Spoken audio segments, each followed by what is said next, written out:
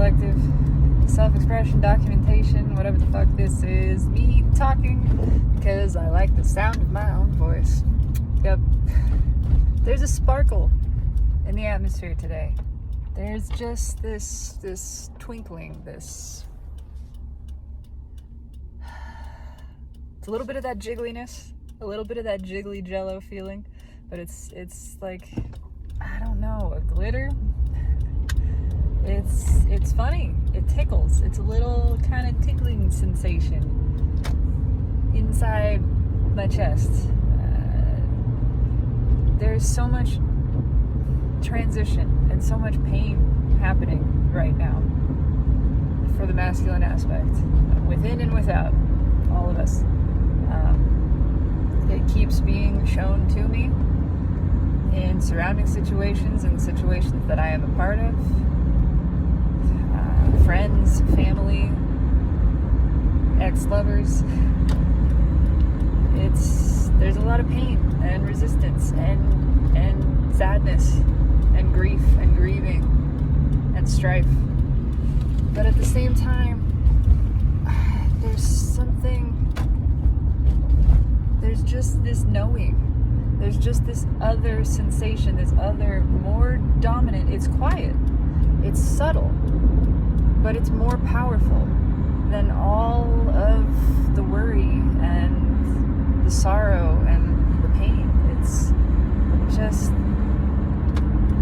this tickle. It's this feeling of, again, just wait and see. Just wait for it. Just watch. And it's so much more dominant and powerful than the sadness. It can't be ignored, and it feels really good. It feels really good. So why would I not, I suppose, follow this feeling? It feels more important than. It's just this, it's like source beaming directly to and through me, that absolute security, that knowledge of everything is good, everything is playing out, not just for the highest good and the highest benefit, but your benefit, for what you want. And that's the universal you I'm talking about. That includes me, that includes you, it includes all. It's the way that we desire for it to be, that we actually want, that is to our highest joy and benefit. I just keep feeling and seeing this twinkling in the eye of inner being, of spirit, this knowing chuckle with a mischievousness to it. That's a part of it. There's a kind of a I don't know how else to put it. It's mischievous. It's playful. It's pulling one over on all the humanity and in the way that you thought you were lost, but you've been found this whole time, and you're about to see it. You're about to be found. You're about to find out that it's all been going according to plan always, that nothing ever has gone off track. It's all been playing out the way that it's supposed to this whole time. And supposed to is not even, it's not the right word. It's the way that is intended. Again, the way that we wanted it to. The way that we chose, that we desired, that we participated in planning and designing for the greatest benefit, the greatest joy, the greatest satisfaction and fulfillment of all self, all inclusive, including our own, everybody. It's not some moral, ethical dilemma where we have to divert a train and kill a certain number of people or certain other people. No, that's not how it works. That's a bunch of baloney. This is at the highest level. This is source. Source can pick up the trains and the trains are gone and everybody's good. There's no dilemma. This is the highest good of everyone, not some moral imperative comparison, whatever. And yeah, just I feel a desire to express this. I know that the masculine aspect is experiencing tremendous pain right now. It's experiencing ego death. It is experiencing what it believes to be, what it perceives as the death of itself, essentially. And there is great resistance there. But in this time of great resistance is hidden this opportunity to surrender. It's only in the face of resistance that you're able to surrender to it. If we didn't experience some of it, we wouldn't have the chance to let go. You know, if we weren't holding on, we couldn't let go. And that is the greatest gift, is in experiencing the release, experiencing letting go, the surrender, and recognizing through that experience, which this is awareness that can only come from the direct personal experience of it. That's why it is gnosis. It is esoteric, it is internal, it is inherently personal and intimate. And it is only through the experience of resistance and the letting go of it that one understands that's liberation. That is freedom. That's our true power. Is acceptance, is allowance, is flowing with the energy surrounding us, with our own energy, letting the path fill in beneath our feet and guide us along, rather than trying to construct it or even specifically discover it for ourselves. It's allowing it to reveal itself to us. And allowing the transformation, the ego allowing its own transformation by releasing into what it thinks is death. Again, it's the story of the crow running from the mouth of, I believe, Rama. I please don't quote me on this, but there's a story of the crow that is running and running and running, thinks it's going to be devoured, and so it's fleeing for its life. This is the ego. This is what's happening. And eventually it realizes it's inescapable. It cannot get anywhere, that this hungry mouth following it, this giant being, can't reach it. And so it gives up. It surrenders. It stops fighting. It stops struggling. It stops trying to flee. And in that moment of stillness, it's placed within the mouth of Rama, the one, the universe, the all, and then wakes up and finds itself perched on the same branch that it's been perched on this whole time. It never left. It's been safe. It's been in its safe, cozy spot all along. And this perception of threat, of the threat of death, the threat of being consumed, of being destroyed, it's been an illusion all along. That's what ego is coming to, by recognizing that it is sort of facing its own demise, or what it perceives as that, and resisting it, and then being able to release that resistance. It finds there is only more of it. There is no less. It's not destroyed, it's sublimed, it is made greater, it is released, it's set free from its own imprisonment, the imprisonment of the illusion that it had wrapped itself in. The illusion of separation from the rest of itself, the illusion of anything ever possibly ending or being lost. It comes to understand its true power, its true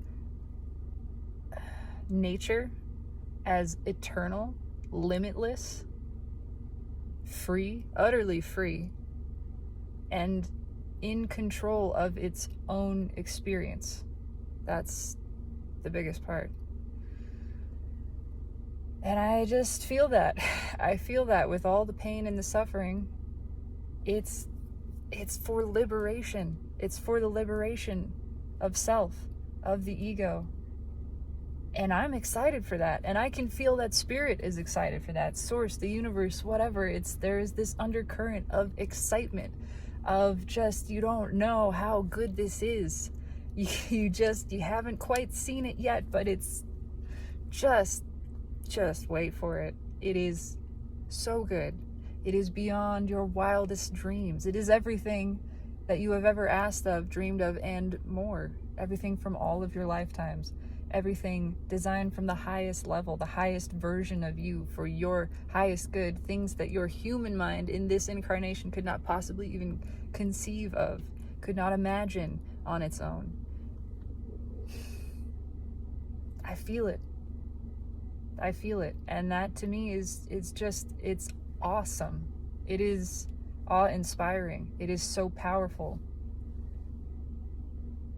to see, to witness in the 3D space around me, the pain of others, the suffering of others, which they're not the same thing, but there is both. To notice, to feel there is that inclination to lower, to go down, to feel bad for, and then that tugging the other direction of knowing not only does feeling bad for anyone not serve any of us, feeling bad only begets more bad feeling. It is a disservice to self, always. But it's not even the strongest pull. There is a much stronger pull the other direction. There is just this constant heavenly chorus in the background, just this glow, this undercurrent overlay.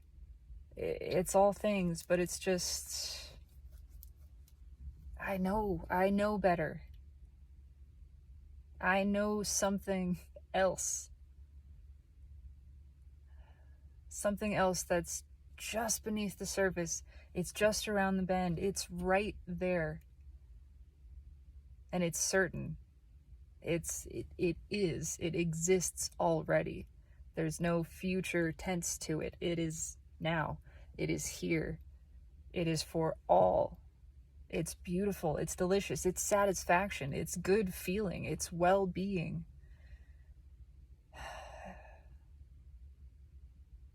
I don't know. It's beautiful though. And it is amazing to me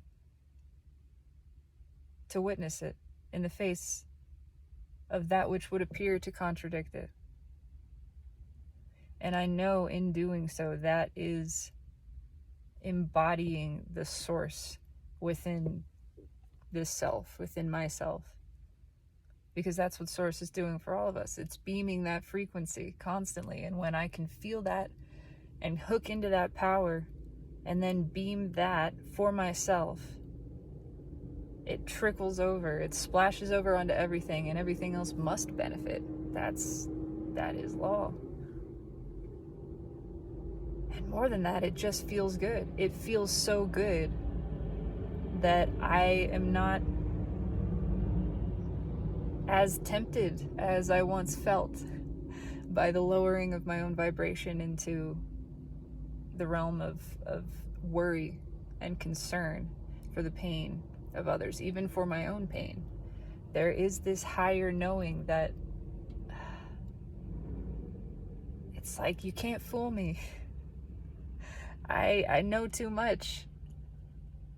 Not that anyone is trying to, but it's, just, I know this is good. I can feel it. I sense it. I believe it. I feel it as strongly and as certainly as I can feel the sunlight on my skin.